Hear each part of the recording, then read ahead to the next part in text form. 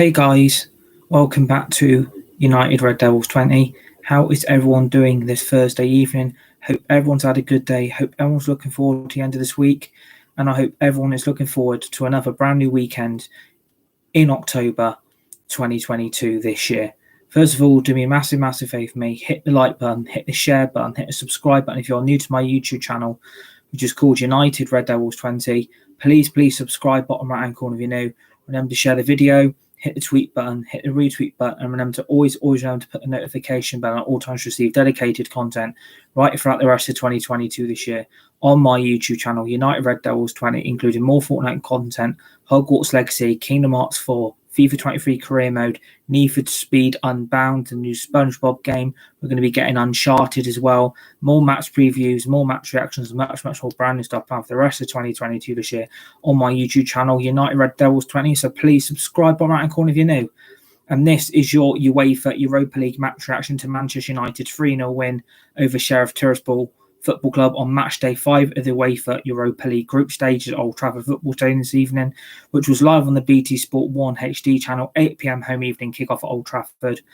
And you know what? Thank God that game was done in the second half. I tell you what, Manchester United made that game look a lot harder than what it made to be. That game in the first half, one player lit that game up. Alejandro Garnacho. I mean, what a player. What a kid this talent is. I mean, absolutely lighting up Old Trafford. Something we've not seen in years. Something that left wing has been crying out for in weeks. Garnacho lighting up Old Trafford, destroying Tiraspol and winning 3-0 at Old Trafford was the perfect night for the youngster, a perfect night for United, and another 3 points in towards our crucial plot to get top of the UEFA Europa League group stage in Group E, and hopefully we can keep this momentum up now by winning against West Ham at the weekend and then beating Real Sociedad away in Spain on the match day 6 of the final game of the group stages. But it's about time Man United need to start putting teams away. That first half was yet again another repeat of Omni Nicosia. We're still not taking our chances. We're still not scoring enough goals. The midfield for me is still very weak. I think the attack as well is lacking a lack of goals.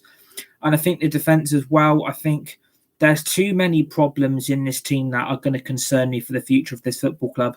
I think Man United need to heavily invest in January. I think that squad is looking very tired.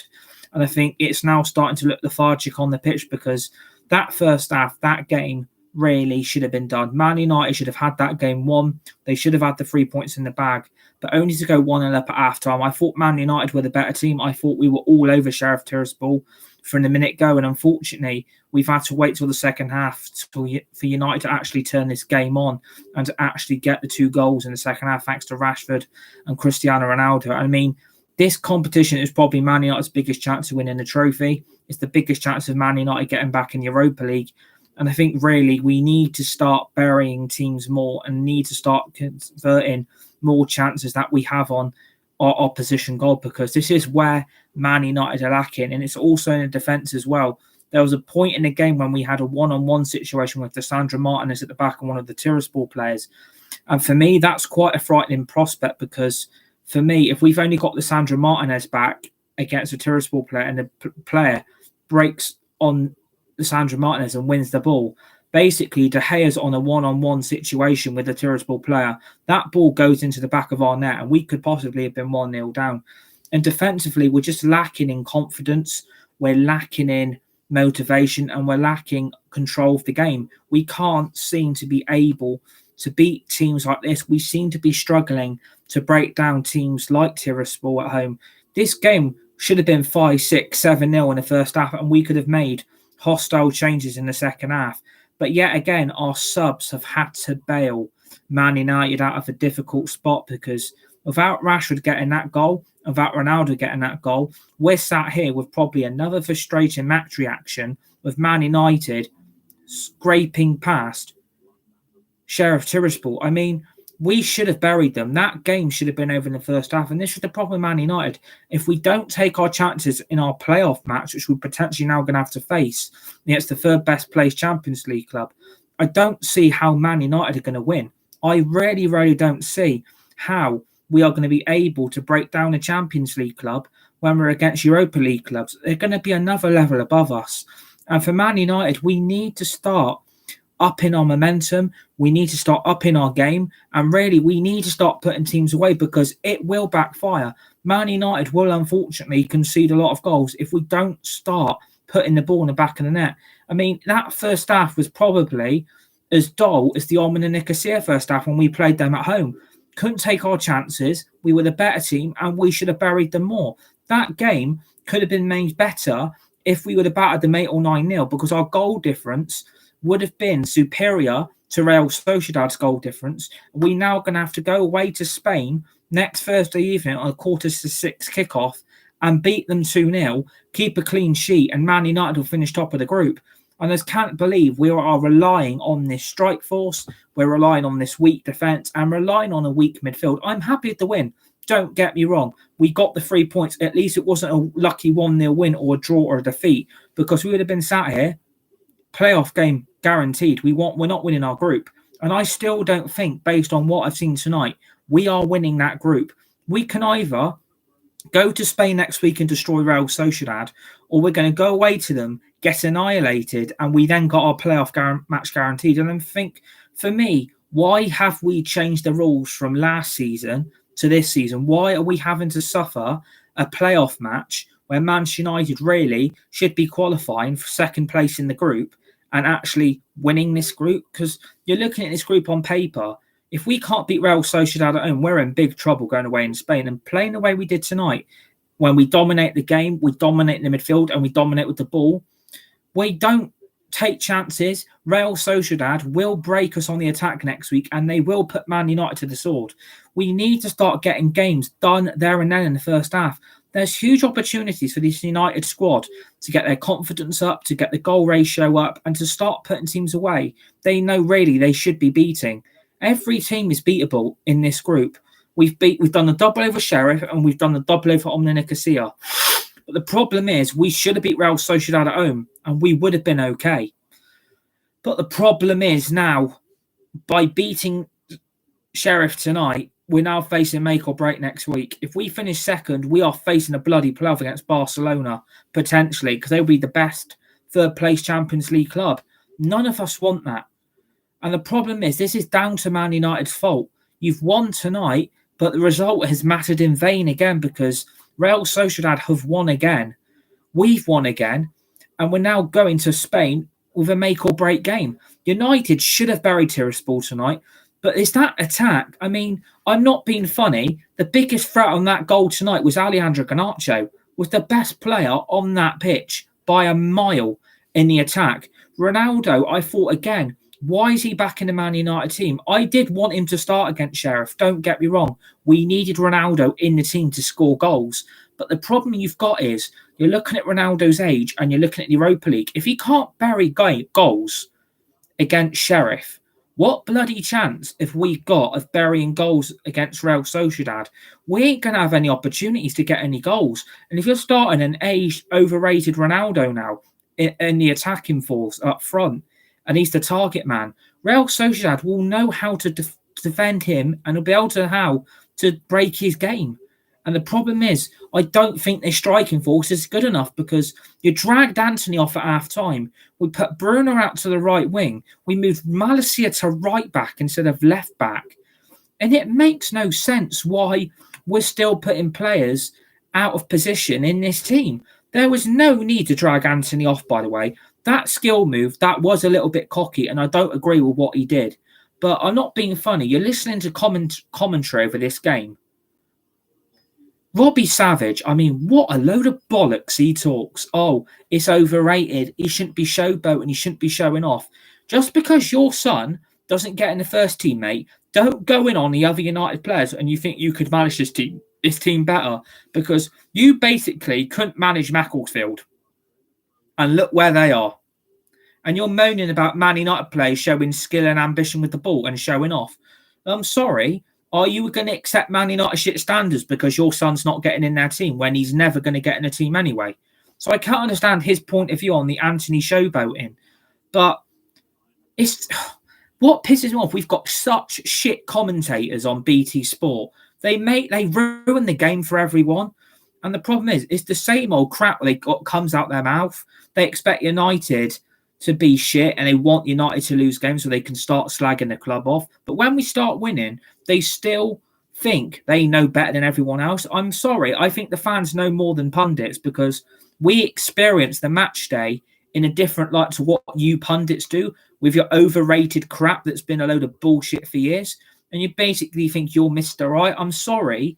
If commentators are going to start slagging players off, get out the commentary booth and do another job in your career. Because if you're going to slag players off for showing skill and a bit of showboating, then you're in the wrong job. So don't go slamming Anthony for showing a bit of skill. That's what he's been brought here to do. Show skill, ambition and talent with the ball. Is that not why we paid 85 million for him? Is that why we got him from Ajax? Is that why we signed him? To actually show some bloody dedication on that right wing when that right wing has been wank for years and you're bloody complaining about it. It just makes no sense. And the bigger picture is Man United basically sat Robbie Savage down because we won 3-0. We got the game done. I just wish United would show a bit more attacking physics with the ball. Put more goals into the net. Dominate the midfield and actually, make passes that you think you can make. Don't try ambitious 40, 50-yard passes. Ain't going to work. And the problem is there was a lot of players who are still making the same mistakes in games that we win. They are still room for improvement. Of course, there is at United. There's always room for an improvement. It just terrifies me that if we can't defend and we've got a one-on-one situation, we keep losing the ball in midfield. Other attacking teams are going to see that United vulnerability and they're going to go down that midfield and target it like a lion chasing a pigeon. They will target Man United's vulnerability in that midfield. And that defence is crazy as well. Why the substitution of Lisandro Martinez was made for Harry Maguire, I can understand with a slight view, but I can't understand the justification of it. I know he's on a yellow card, but the problem is you're then bringing on Harry Maguire. You're then bringing on bloody McTominay. You're bringing on Luke Shaw. You're putting Malacia at right back when he's a left back. You're putting Fernandes in the right wing when he's a midfielder. It just makes no hypothetical sense. And you're also then putting Rashford in the number 10 position when he's a bloody striker. I can't understand why we're making subs that we're playing players out of position when if you play them out of position, they start showing their vulnerability as a footballer. They start showing that if you don't get your game right, you're going to be counted on very, very quickly to make a mistake. And a lot of those players are still showing mistake. Sheriff Tiraspol were there for the taking in the first half, and we didn't take our opportunities. We didn't score enough goals, and we didn't convert our chances. But that ain't Erik ten Hag's fault. You're looking at this team on paper, and you would think Man United should win this game 7, 8, 9, 10-0.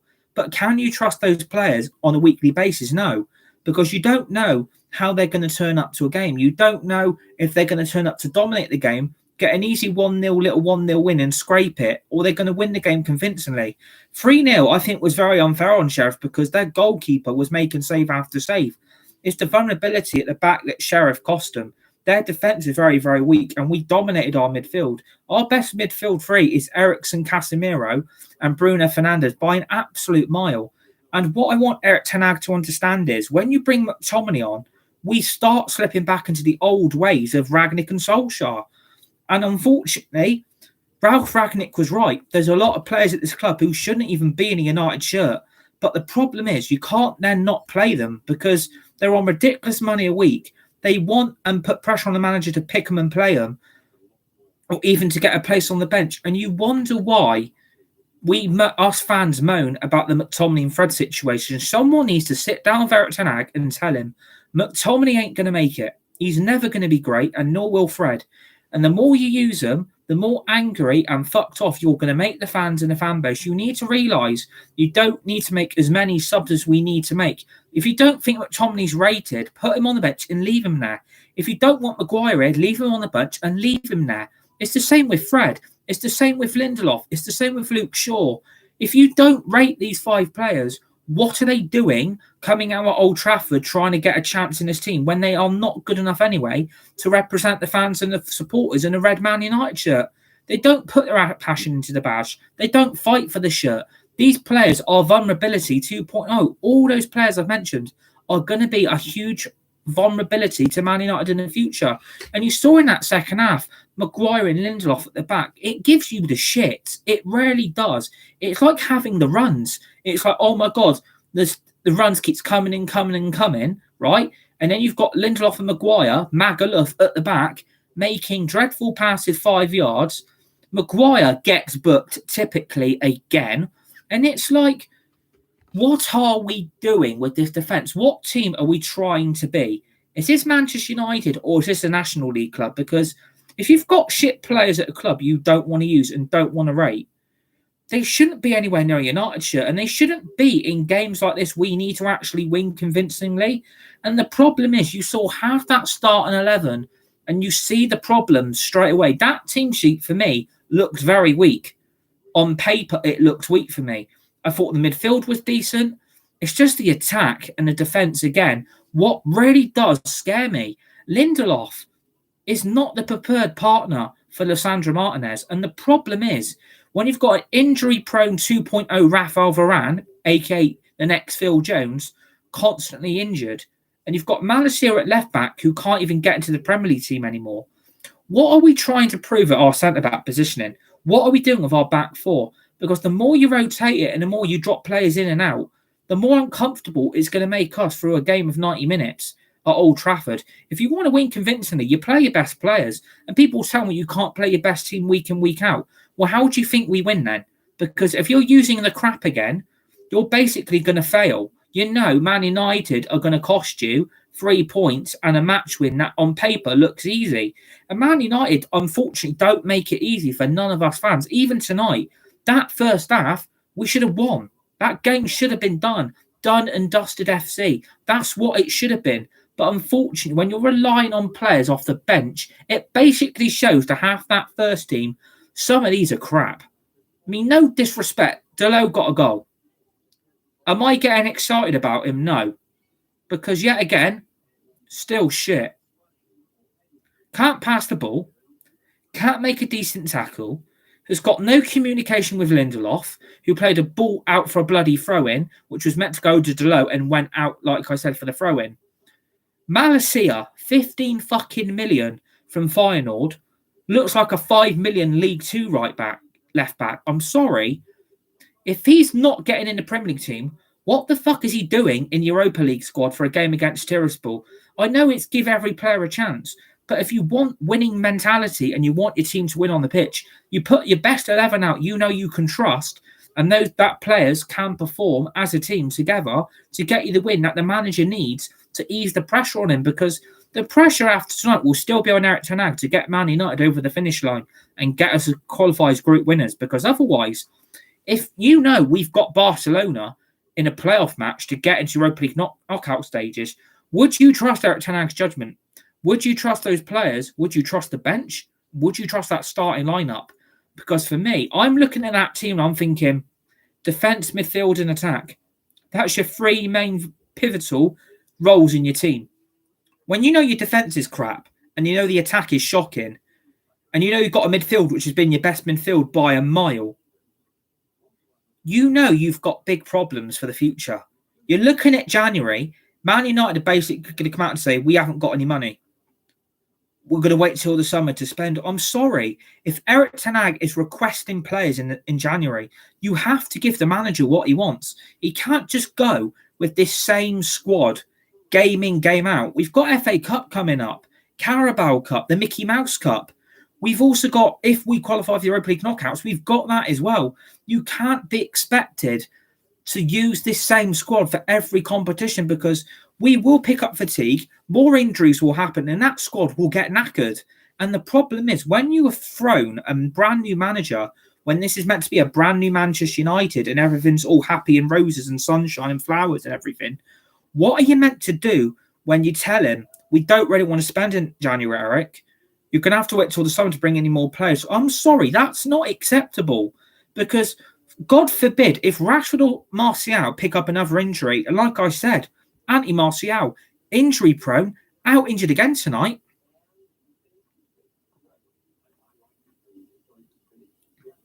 And I'm thinking it logically. for next summer. I don't think Martial's going to be here. I don't think Rashford's going to be here. I even think Varane ain't going to be here. Because deep down, I know all three are injury prone. Are we going to see Martial in a Man United shirt again? That's what I question up here. Do I think Martial is going to be a Man United player next season? No. Because you're looking at his injury record, he can't be trusted. More injured than bloody Phil Jones. And you question, why did Man United not buy a striker in the summer to replace Ronaldo, to let Ronaldo go? Because you're looking at Ronaldo and you're looking at the same frustration. Pace is gone. Running ability's gone. He's lucky he got that goal for the 3-0 win, to be honest, because if that goalkeeper collects the ball into his arms, that's a 2-0 win, not a 3-0 win. And lucky Ronaldo got the rebound in before the goalkeeper came to collect the ball. But I just don't see this team winning anything with this squad, logically, because I'm looking at it. You've got too many vulnerabilities in a team that you think you can win with. But logically, you're looking at down on paper. You may have great players here. Some of them are great. Some of them are absolutely trash. And the problem is you keep that trash among the great will become the trash, and the trash will become the great. And unfortunately, when you're still using players like McTominay, it's not going to be successful. It's the same with Maguire and Lindelof and Luke Shaw and Dalot and Malacia, McTominay and Fred.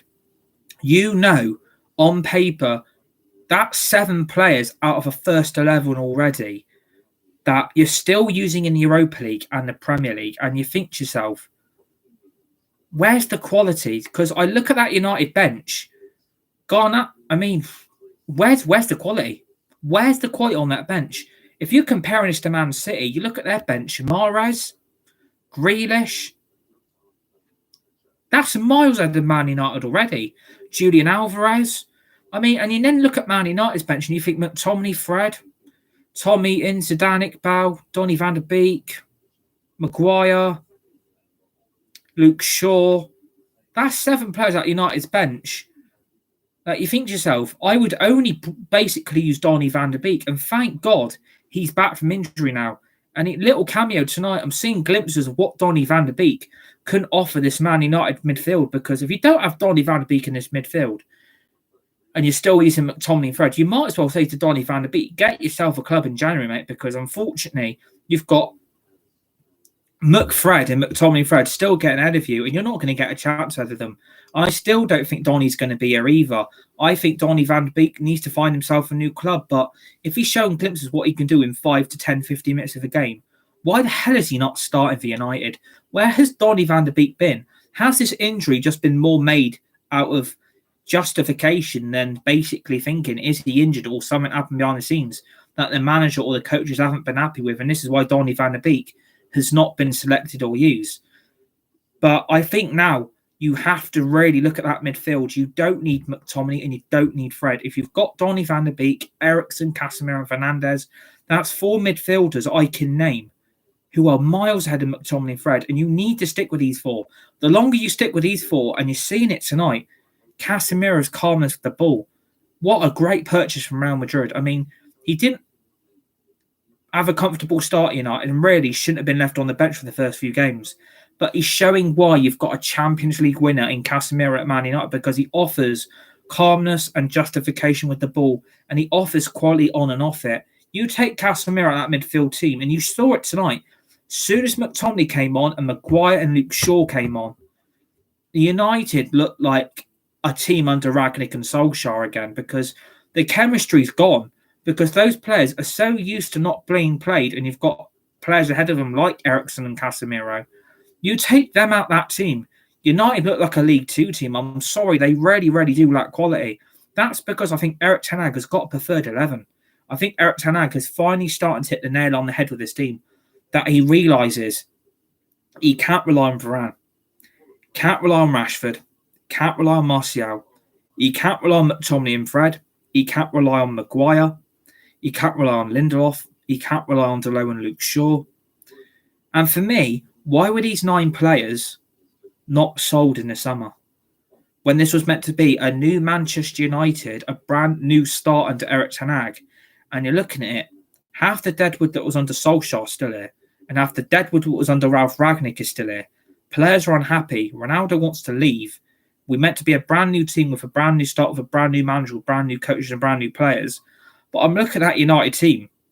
I see basically Eriksen, Casemiro, Anthony, and Lissandro Martinez are the only decent signings. Martin Dubravka, what a disaster of a signing. Doesn't even get a looking for United at the moment. On the bench, doesn't even play. What a disaster of a loan deal with Newcastle. You're going to be the backup to De Gea. I may play you every now and again.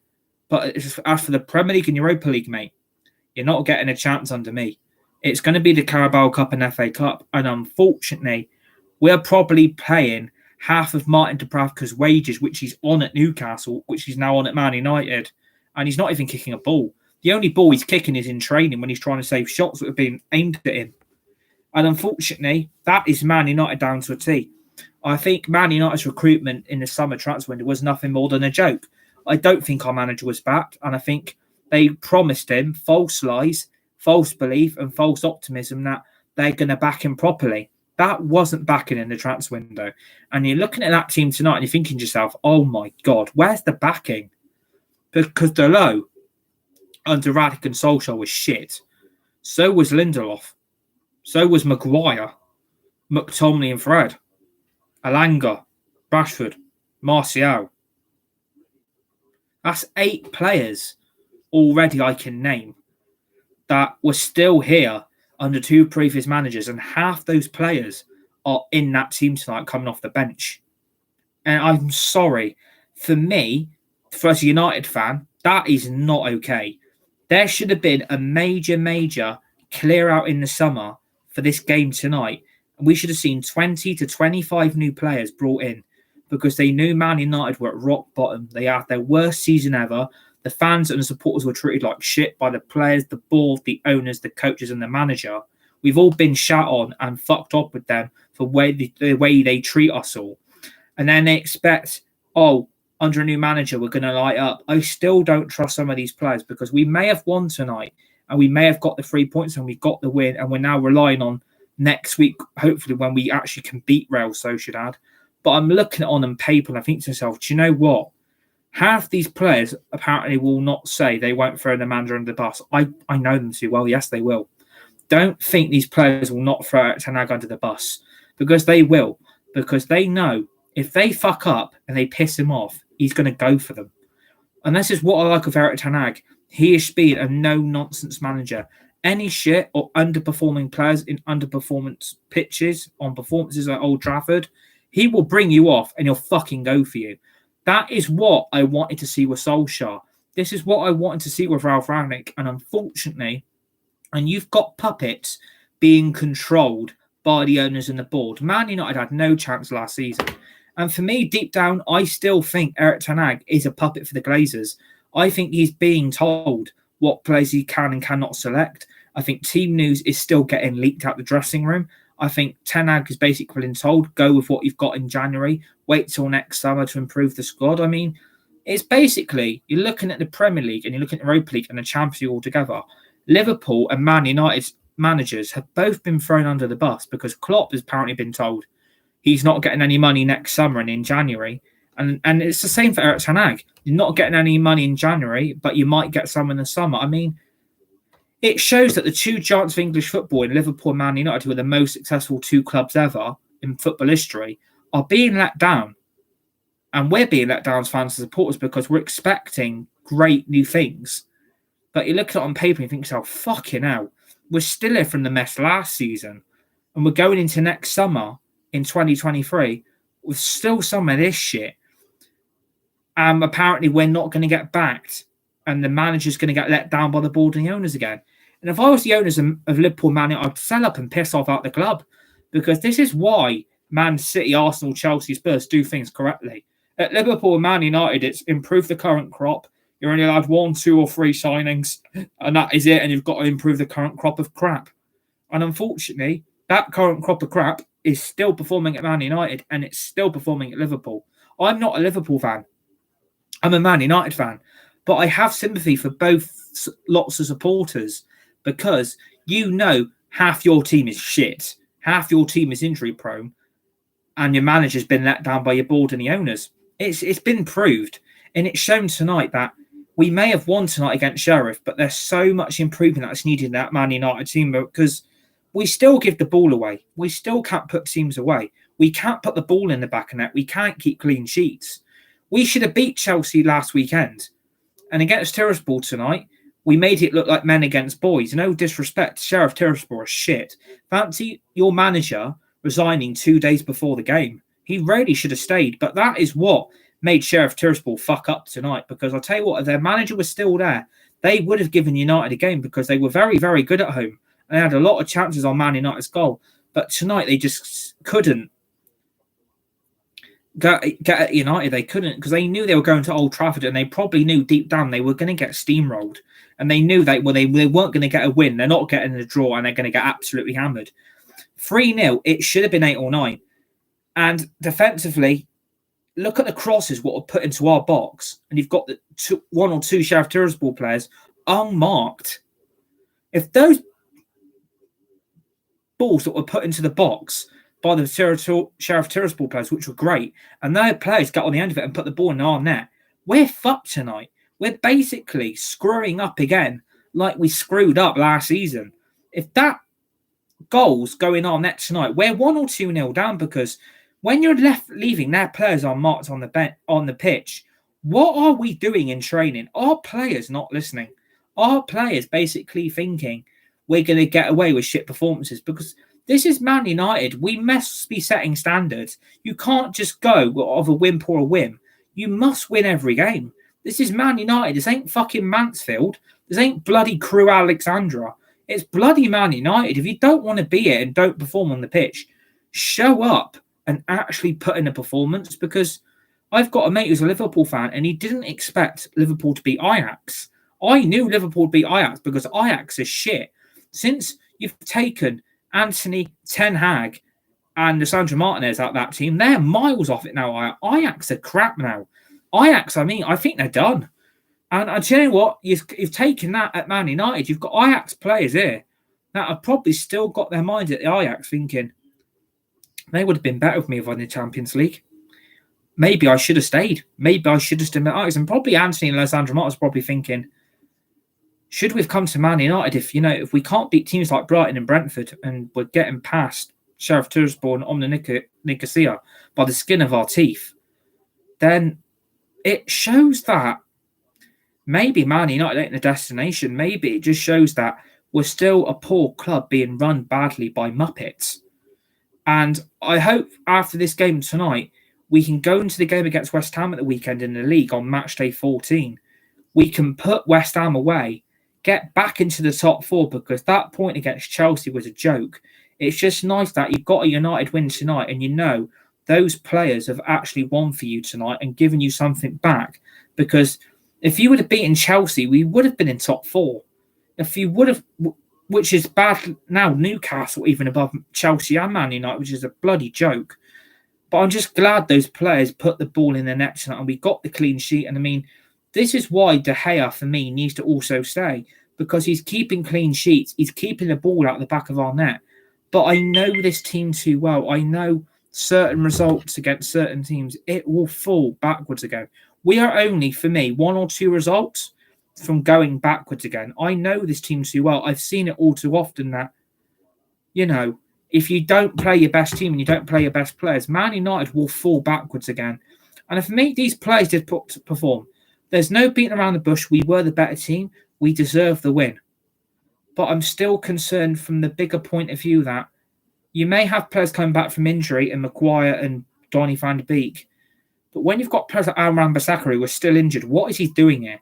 What's Varane doing here? If they're both injury prone, get rid. You need to start being more ruthless with this squad and these players. Stop protecting them because these players don't deserve protection. I'm sorry, they don't. They earn way too much money. They earn way too much on their contract. And half of them are shit. And they think they're taking a liberty and a wage every week at the club and thinking they're fucking great and the sun shines out their ass. I'm sorry, it doesn't, lads. Some of you players shouldn't even be on a United contract.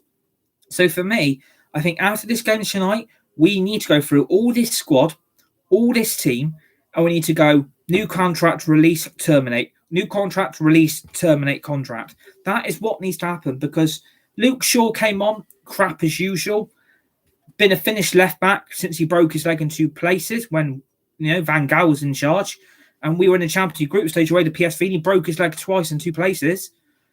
For me, I don't know what he's still doing it. He ain't the left back he used to be, but do you know what? He'll probably get back in the team against West Ham on Sunday, and he'll probably just be as shit as he was again tonight.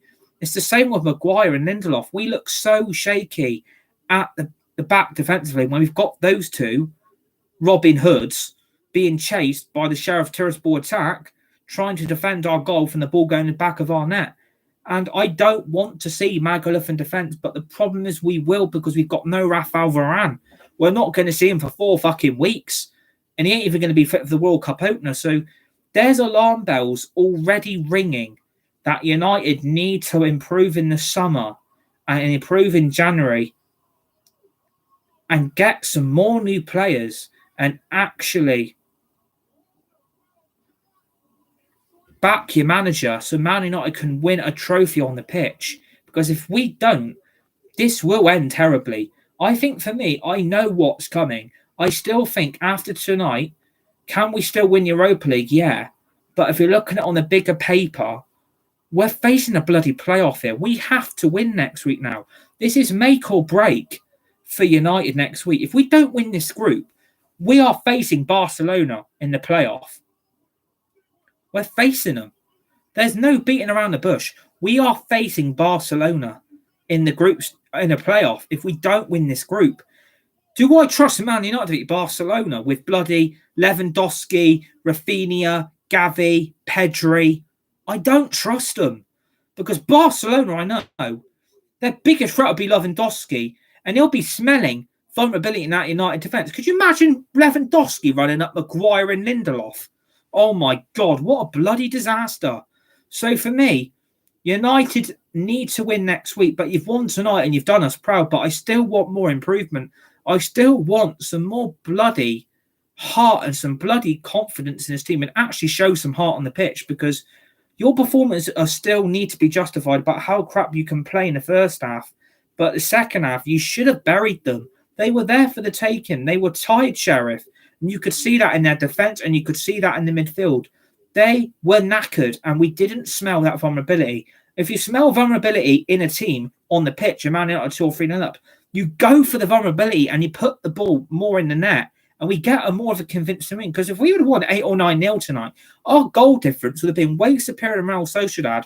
We basically would have had to go there and win and we would be top of our group. But it's not a conclusion that we got. We needed a bloody hammering of Sheriff tonight and we didn't get it. So I'm hoping next week we are not going to be in for heartbreak and we actually win this group. We've got to go to Real Sociedad and win by 2 or more goals. And Ten Hag is going to have to go with his best team. Because if he uses flops like McTominay, Fred, Maguire and Lindelof, United will not win this group. United will not qualify for the knockouts. And if we don't win our playoff game, we don't qualify for the Europa League knockouts.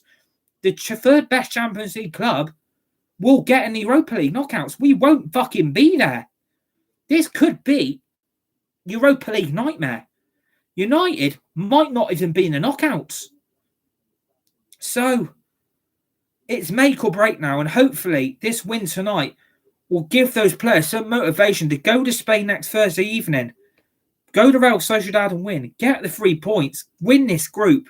We qualify as group winners. And when we get an easier tie in the knockout stages.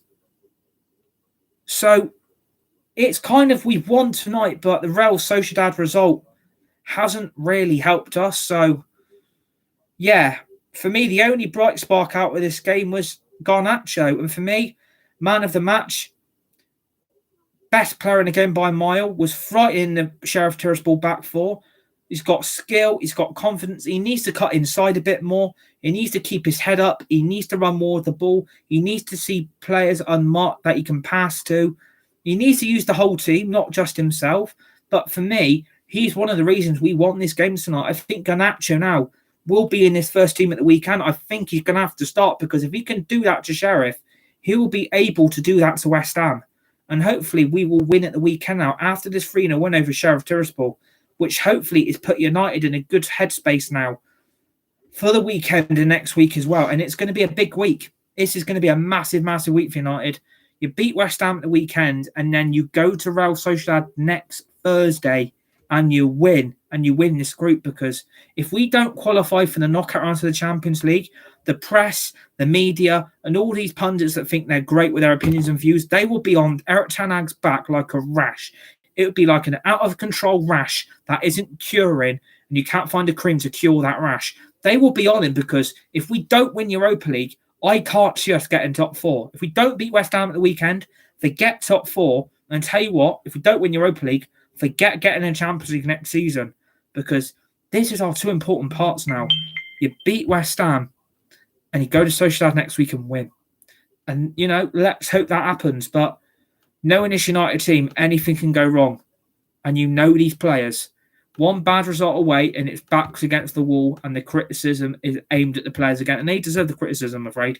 So I hope you enjoyed this UEFA Europa League match reaction to Man United's 3-0 home win against Sheriff Tiraspol Football Club on match day 5 Europa League group stages. Remember to hit the like button, hit the share button, hit the subscribe button if you're new to my YouTube channel, which is called United Red Devils 20. Please subscribe. Bottom right hand corner if you're new. Remember to share the video. Hit the tweet button, hit the retweet button, and remember to always remember to put that notification bell at all times to receive dedicated content right throughout the rest of 2022 this year on my YouTube channel, United Red Devils 20. We've got more Fortnite content coming, FIFA 23, Hogwarts Legacy, Kingdom Hearts 4, Need for Speed Unbound, the new SpongeBob game. We're going to get Uncharted, more previews, more match reactions. We've got the Champions League and Europa League knockout rounds, draws, live watch-alongs on this channel as well. And obviously, please join me for Man United's Premier League match preview for the home game against West Ham United Football Club on Sunday evening. Please join me for that preview in the early hours of Friday morning on Friday, the 28th of October 2022 this year. And hopefully we can have a great preview and discuss Man United's upcoming Premier League game against West Ham at the weekend. Enjoy the rest of your week, and I hope you all enjoy another brand new weekend in October 2022 this year.